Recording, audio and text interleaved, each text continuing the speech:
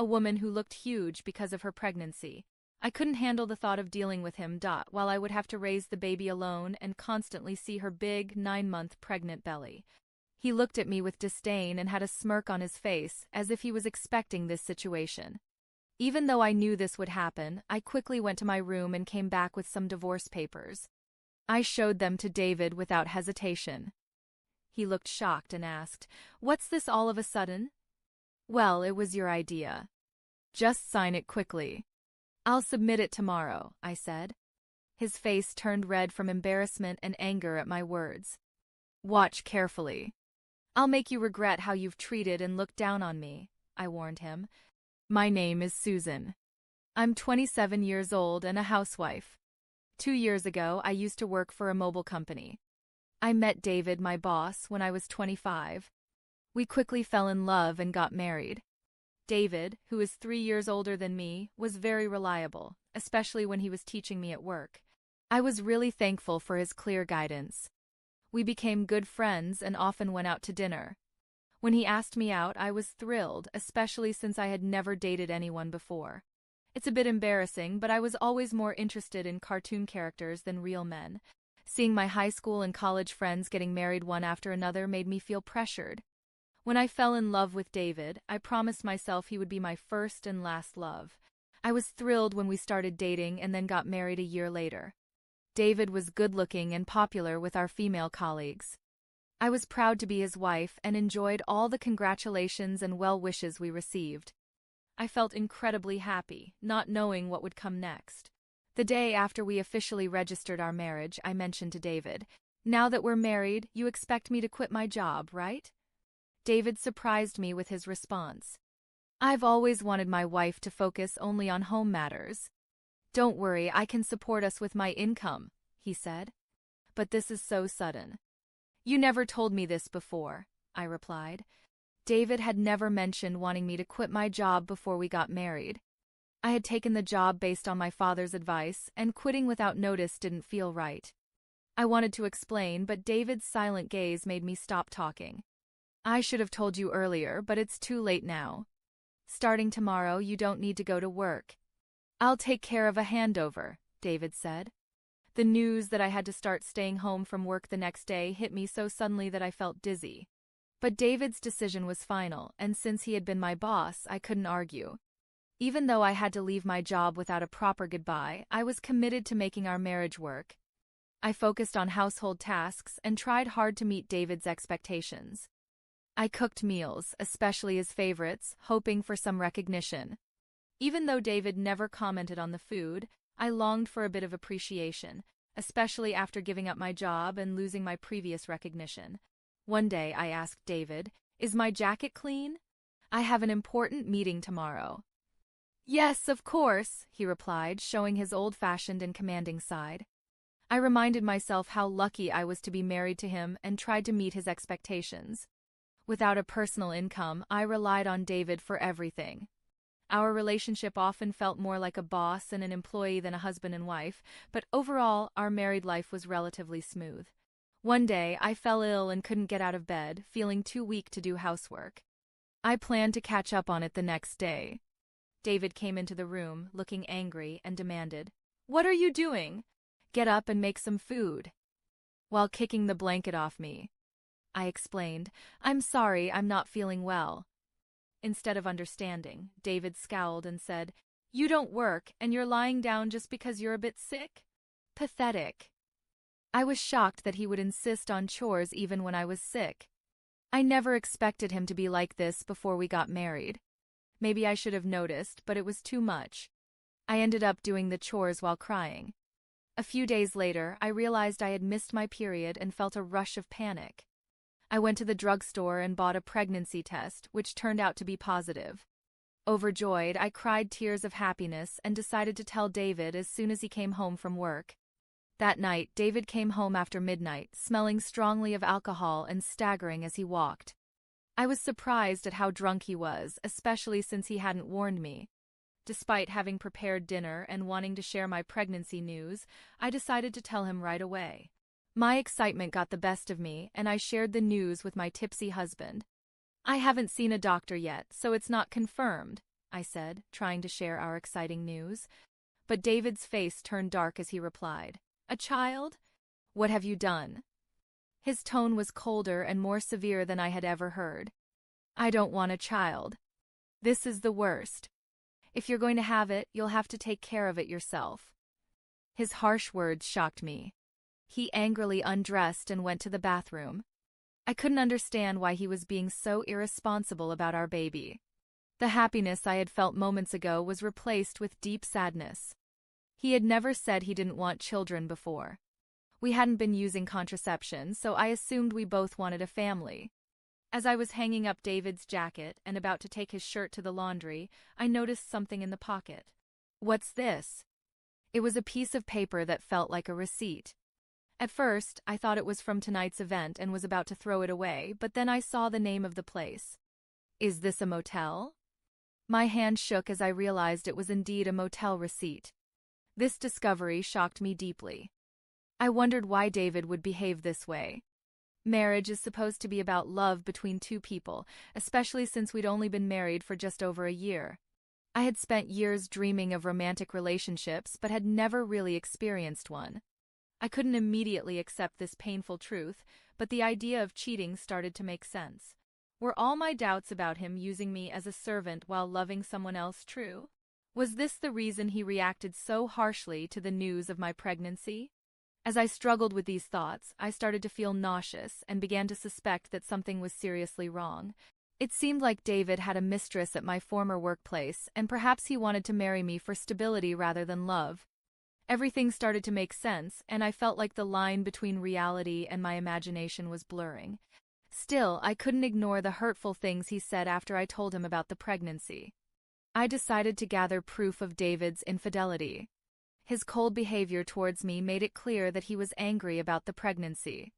Even though I was dealing with morning sickness, he would deliberately eat strong-smelling foods around me and criticize my housework, making me redo things. It was tough on my pregnant body and heart, but I was determined to find out the truth. David never let go of his cell phone, even taking it with him to the bathroom so I couldn't look at it. When I snuck into his room, it was always tidy, and there was nothing suspicious. He was very organized at work, and his desk was always spotless. It became clear that catching him red-handed would be difficult. I frequently checked his pockets for receipts or other evidence, but my search was coming up empty. I thought about hiring a private detective, but I didn't have the money for that. I was lost in thought about my situation when I got an unexpected phone call from my father, who rarely called me. "Hello, it's me, your dad. How are you?" he asked. I was surprised to hear from him given how busy he usually is. "Dad, what's going on? Aren't you swamped with work?" "My employees have been doing well, so I'm not that busy," he said.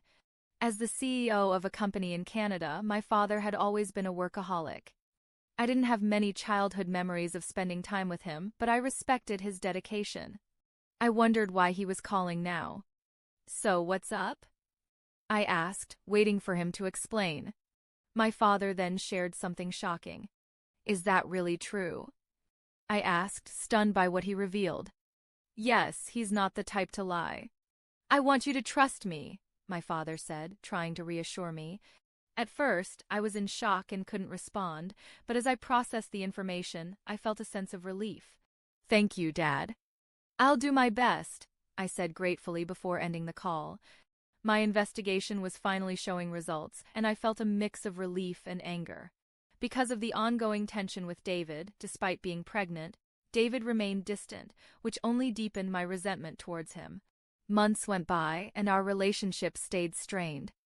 Then something happened that shattered our life as I approached my 9th month of pregnancy. I lived in constant fear around David, trying to avoid him and leading a quiet, restricted life. One evening, while serving dinner as usual, David came home and we sat at the dining table. As I ate silently, David suddenly slammed his fork down. "What is this?" "It's tasteless," David yelled, throwing the food I had cooked onto the floor. I was shocked by his outburst and struggled to understand what was happening. My frustration grew as I saw my meal discarded. David complained that my cooking had been bland recently, but I had been using less seasoning to make the meals healthier for everyone during my pregnancy. If he didn't like the taste, he could have added some salt himself. There was no need to throw the food on the floor. As I was about to speak up, David sneered and made a hurtful remark. I don't want a woman with a belly like a monster. You'll have to raise the kid by yourself, he said with malice and a cruel smile. I had feared this day might come, though I had hoped for a different outcome. Quickly, I went to my room, grabbed some documents, and returned to show them to David. Here are the divorce papers, I said, pushing the documents towards him. David looked stunned and asked, What the hell? What's this all of a sudden? Well, it was your idea. Just sign it quickly. I'll submit it tomorrow, I said. I had been thinking about divorce ever since I suspected David's infidelity. With a baby on the way, I wasn't sure if I could manage on my own, but now I had a new plan. My determination seemed to anger David. His face turned red with rage. Just wait. I'll make you regret every moment you looked down on me and tried to control me. Do you think you can manage without me? You'll have a baby to care for, and you'll regret it, he threatened. I stayed firm and unshaken. I'll be fine. Don't worry about me, I assured him. Maybe annoyed by my resolve, David grabbed the divorce papers and started filling them out. Here you go. If this is what you want, it's yours, he said. Thank you, I replied. David probably didn't think I would actually go through with it, as he handed the papers over without much fuss. The next day, I submitted the divorce papers and left the house. I knew he'd be surprised when he came home from work to find me gone. After that, I moved to my parents' home. My father had returned to the U.S. from Canada and suggested I stay with them. It was the right choice for me, as I was fed up with life with David. I was deeply grateful to my father for his support.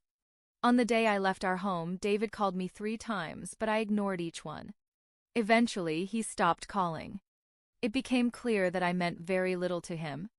He was probably happy with his mistress and might even be planning to remarry.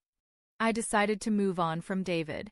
6 months later, I had a baby who was born safely, and I was living happily with my parents. While enjoying this peaceful life, David called me again. At first, I ignored his calls. But after he persisted, I had no choice but to answer. Hello. What do you want now? I asked, tired of his calls. Hey, what's going on? Why were you on that show, and since when are you the daughter of a CEO with millions of dollars? David's voice was filled with surprise and anger. It turned out he had seen a TV show about my family's lifestyle, which aired after I moved back with my parents. After returning to my family's home, I was approached by a TV station because of my father's role as CEO of a major global tech company. The show featured the luxurious lifestyle of CEO families, and they filmed at our house, discussing our family's wealth, which was estimated at around $10 million. I never expected David would see that show, but the reach of television is truly powerful. Oh, by the way, I didn't mention that I inherited $40 million, which is why I was able to divorce you, I said. My father had told me about this inheritance, and it gave me the confidence to live comfortably even after leaving David. David's reaction was immediate and furious. What? That's unfair. Why didn't you tell me about this before? Half of it is mine, right? Give me the money now. I replied calmly.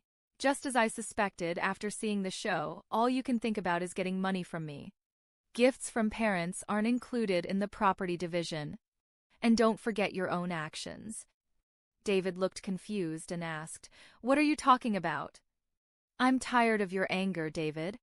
You called me, you should know. You can't blame me for what you did. You cheated, didn't you, with your new wife who's a junior from your company? You started seeing her even before we were married, I said. David was clearly shocked by what I knew. I finally had the upper hand. Did you think I wouldn't find out? My father has many connections in your company, and one of them told me about your affair. I haven't mentioned it before, but I will be demanding child support, I declared. David, still in denial, argued, Stop kidding. Why should I pay child support? It's all your fault. You got pregnant on your own and didn't keep up with the housework. It's your fault. I was stunned by David's refusal to take responsibility and his blame shifting. I couldn't believe I had ever been married to someone so unreasonable. It was clear I had made the right decision to leave him. David, I'm broke. My wife spent all my money and now I'm in debt, he lamented. But I wasn't moved by his pleas. I was angry and incredulous at his refusal to acknowledge his mistakes. I had no desire to deal with someone so unreasonable ever again. Gripping my phone tightly, I prepared to end the conversation. What are you talking about? Do you even realize how ridiculous you sound? I never want to deal with you again. I'll have my lawyer handle the child support. Don't call me again and you won't see the child anymore. Goodbye. After expressing my frustration, I quickly hung up the phone. I blocked David's number, took a deep breath, and felt a sense of relief. It was over now, and I hoped I wouldn't receive any more calls from him. I was determined to protect my peaceful life. Just then, I heard my baby crying from the other room and rushed to comfort them. It turned out that David started paying child support every month. A former colleague of mine mentioned that David's new wife was a big spender, and he ended up using debts to cover his living expenses. It seemed David had hoped to get a share of my inheritance by reaching out to me, but since he didn't get any money from me, he was now facing more expenses than his income could handle. He struggled, possibly because things were going poorly or because he couldn't stand being looked down upon by his colleagues. Adding to his troubles, he only started searching for a new job after leaving his previous one, which led him to financial difficulties. Hearing this didn't make me feel sorry for him. I felt he deserved the hardships he was facing. The harsh words and cold behavior he showed me were unforgettable, and I hoped he got what he deserved. Meanwhile, I'm enjoying life with my parents and my baby, with no financial worries. I'm excited about the future, especially since my father mentioned passing the company on to me. I'm ready to work hard.